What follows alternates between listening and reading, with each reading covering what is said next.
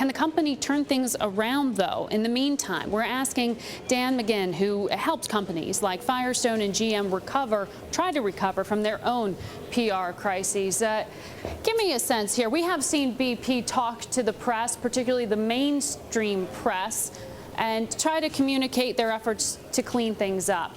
They have not spoken to the business press. Is that the right strategy right now? Well, I will tell you, my own advice for them is they've got to be as open and transparent as they can be. They've got to be as forthcoming as they can be. Now, the fact is, BP is doing a lot, but right now, no one believes it's enough. People are so, your views are so clouded over by the fact that they can't contain it. So you're suspicious. Are they putting all the resources in? Are they doing everything they can do? And then the same thing applies to government. That's why people are so skeptical. We just don't sense that there's enough here, even though I know that they're putting enormous effort in. Right. No, and I was just giving us a sense of the financial toll and all the speculation out there about what's going forward going to be the pressure on the stock price. Are they going to be able to keep up a dividend? So there are real questions out there. I want to play a soundbite for you from the CEO of BP and have you comment on it. Listen in. We're sorry for the massive disruption it's caused to their lives.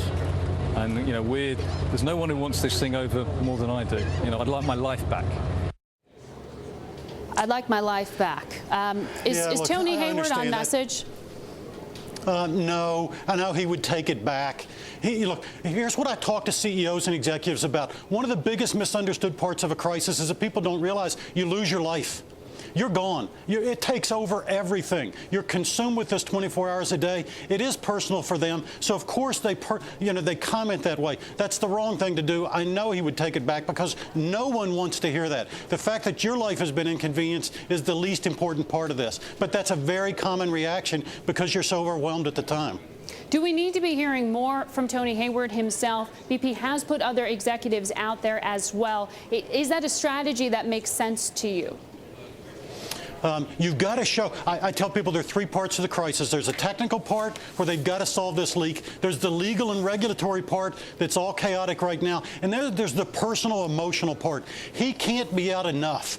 Now, he can't do it all by himself, but he can't be out enough because what people want to know is, does he get it? Does he understand the magnitude, the personal impact here? It's the same thing with Obama.